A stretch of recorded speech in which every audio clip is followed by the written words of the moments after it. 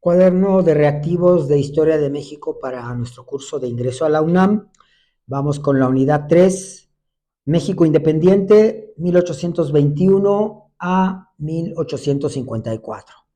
Brevemente expliquemos estas fechas. En 1821, tras la firma del Tratado de Córdoba, se consumó la independencia de México, o sea que representa un momento inicial en la historia de México ya como nación independiente. Y 1854, cuando sobreviene la revolución de Ayutla, mediante el cual el bando liberal derroca a Antonio López de Santana, y a partir de ese momento los liberales toman el poder ya de manera contundente y van a impulsar leyes liberales. Bien, vamos con la pregunta 21. Dice, ¿fue la primera forma de gobierno que se estableció en el México independiente? Respuesta correcta, inciso D, el imperio. Agustín de Iturbide, que era un general realista y que tarde o temprano pactó con los insurgentes en febrero de 1821, esto es el Plan de Iguala, pues fundó al Ejército de las Tres Garantías ya con el propósito de tomar la Ciudad de México y proclamar la independencia, la causa insurgente. Ahora, en el Plan de Iguala, Iturbide considera entre las cláusulas que México, una vez que asumiera su independencia, debería mantenerse como un régimen monárquico, como un imperio. Tras proclamar la independencia, esto fue el 27 de septiembre de 1821, Iturbide pues impulsó ese modelo imperial para México. Y para 1822 se proclamó emperador, lo que se conoce como el primer imperio mexicano, y Agustín de Iturbide con el título de Agustín I de Iturbide. Y así trató de impulsar este modelo político que no fue del todo el adecuado o el aceptado por todos los sectores, ¿sí? Por ejemplo, con posturas más radicales, pues había quien pugnaba por la instauración de una república. Y en realidad, el imperio de Iturbide duró poco, fue breve, digamos incluso efímero, menos de un año, porque con el plan de Casamata en 1823 fue derrocado incluso por aquellos que inicialmente lo habían apoyado, como Vicente Guerrero y otros generales como Antonio López de Santana. En lo sucesivo, a partir de 1824, en realidad ya México fue una república, pero inicialmente la primera forma de gobierno que se ensayó en este México independiente fue el imperio. Bueno, vamos con la pregunta 22.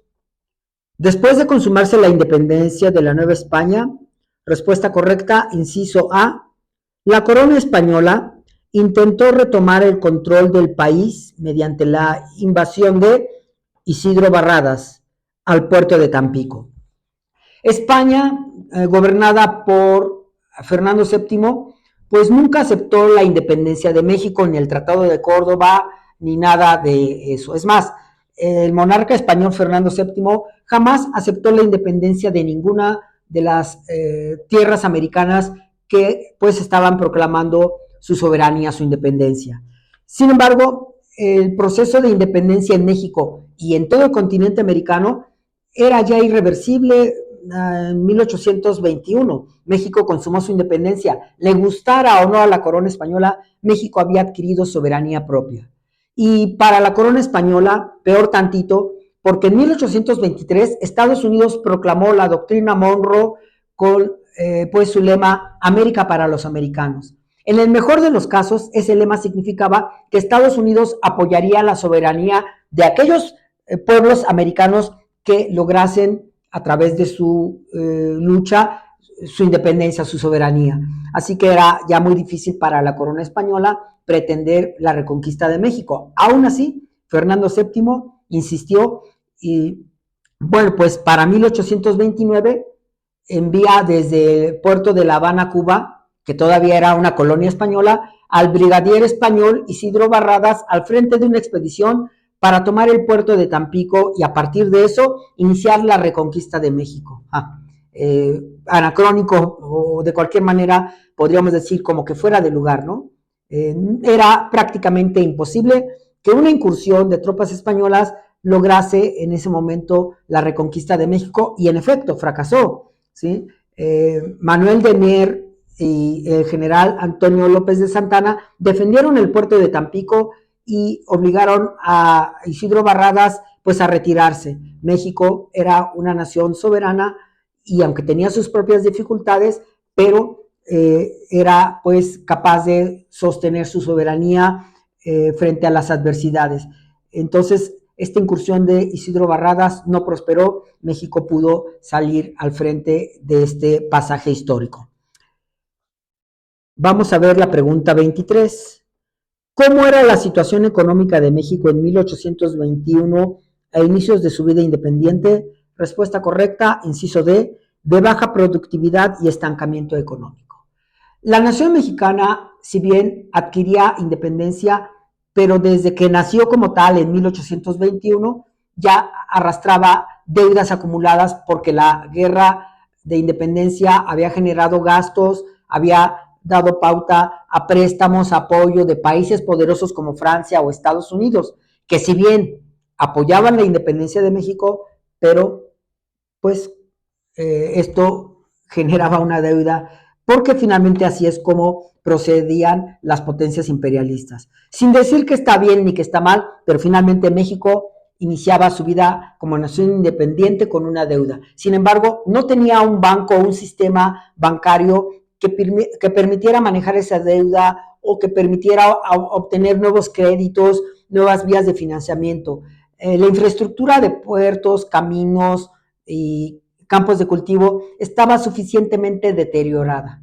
La confianza de los inversionistas no era plena, aunque había ambiciones de países como Estados Unidos por, pues, desde luego, impulsar negocios. Francia, Inglaterra, España no tanto, pero España, por ejemplo, sí reclamaba la indemnización de hacendados o comerciantes españoles que se habían visto afectados por la independencia. Así que México tenía poca productividad y pues dificultades para impulsar el crecimiento, la inversión, el desarrollo económico. Tan es así que a lo largo de todo el siglo XIX, México no logró propiamente la plena industrialización, sino hasta finales, cuando se inició la dictadura porfirista, pero eso hasta pasado 1876. Por lo pronto, entre 1821 y 1854, la nación mexicana continuó estancada y no fue próspero ningún esfuerzo por industrializar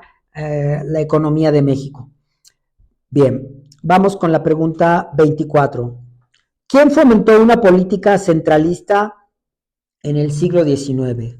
Respuesta correcta, inciso C, Antonio López de Santana.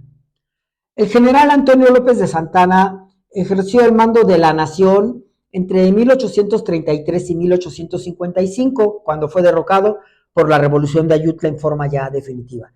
Durante esos años, Santana llegó a ejercer el mando al frente de la presidencia de México de manera irregular hasta 11 veces y en forma efímera, momentánea, etcétera.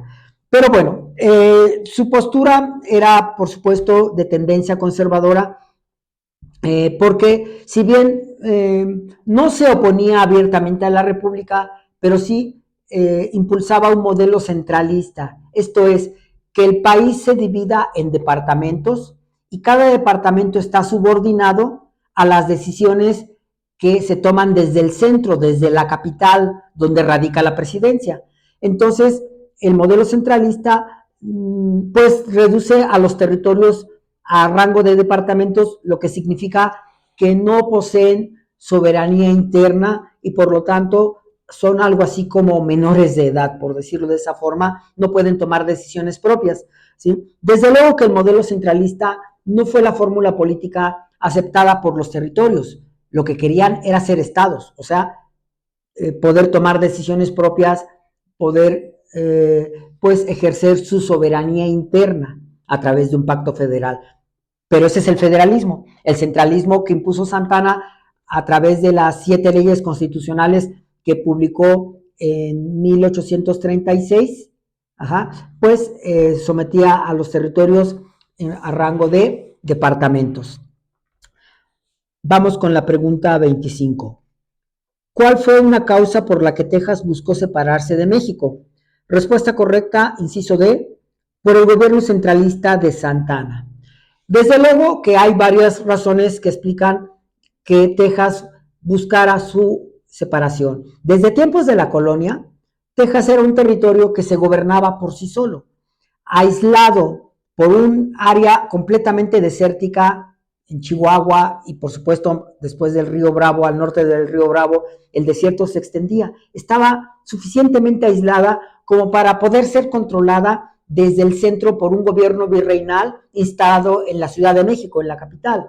Así que en la práctica, Texas y otros territorios que formalmente habían pertenecido a la Nueva España se gobernaban por sí solos. Además, con la independencia de México, pues en Texas se fue arraigando ese sentimiento separatista y el anhelo de construir una república. Y si a esto le agregamos que los Estados Unidos experimentaban un afán expansionista precisamente sobre el río Bravo, sobre las tierras que se ubican al norte del río Bravo, pues naturalmente Texas pintaba como para separarse tarde o temprano. Ahora, había otros factores que explican por qué Texas va a buscar separarse, y uno de ellos es la falta de unidad nacional, ya que después de la independencia había una muy fuerte pugna que dividía al país entre liberales y conservadores, de manera que eso motivaba todavía más la tendencia separatista. Y en ese contexto, los esfuerzos de Antonio López de Santana por establecer o adoptar un régimen centralista no solamente le desagradaba al territorio de Texas, sino a muchos otros territorios que no querían el centralismo, que querían ser estados y que incluso advertían que si México asumía un régimen centralista, mejor se iban a separar y a seguir por la libre, digámoslo así, y es precisamente uno de los factores, si bien no es el único, el modelo centralista de Santana fue uno de los factores que motivó la separación de Texas. Bueno, y vamos con la pregunta 26. En el siglo XIX, el Tratado de Velasco significó la separación de Texas, mientras que el Tratado Guadalupe Hidalgo puso fin a, respuesta correcta, inciso B, la Guerra México-Estadounidense. Bien, hacia 1836, Texas promovió su independencia y tras la batalla del Álamo, en calidad de rehén, Antonio López de Santana, si bien era presidente de México, pero en calidad de rehén, firmó el Tratado de Velasco, que en pocas palabras es el acta de independencia de Texas. En el Tratado de Velasco de 1836 se escribe la independencia de la República de Texas. Texas se separaba de México inevitablemente, aunque en los siguientes años, pues México pretendió desconocer ese tratado, dado que si Santana lo había firmado en calidad de rehén, no procedía. Bueno, para Texas sí procedía, para Estados Unidos sí procedía. En 1845, Estados Unidos le ofrece a Texas que se anexe a aquella nación del norte. Texas acepta y México, pues, se opone. Pero era demasiado tarde, ¿acaso?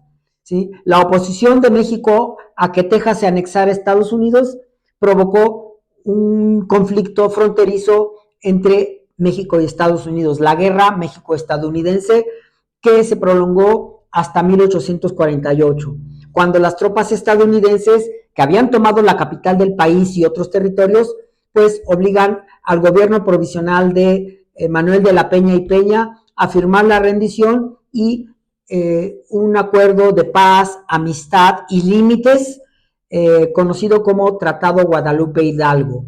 En este acuerdo, Tratado Guadalupe Hidalgo, pues México cede para Estados Unidos Texas y otros territorios como son Nuevo México, Utah, Arizona y la Alta California. A cambio de ello, Estados Unidos ofrece a México una indemnización por 15 millones de dólares y de hecho condona la deuda que México tenía en ese momento con los Estados Unidos.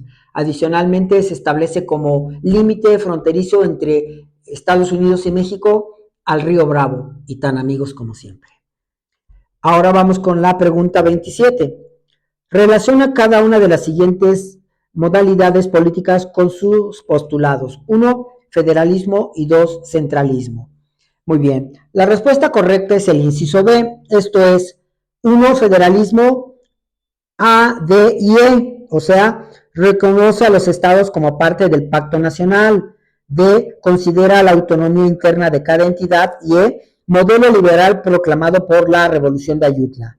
Mientras que 2, centralismo, corresponde con las letras B y C minúsculas, esto es, B minúscula, concentra el poder y la autoridad en la capital del país. Y C minúscula, modelo político conservador adoptado por Antonio López de Santana.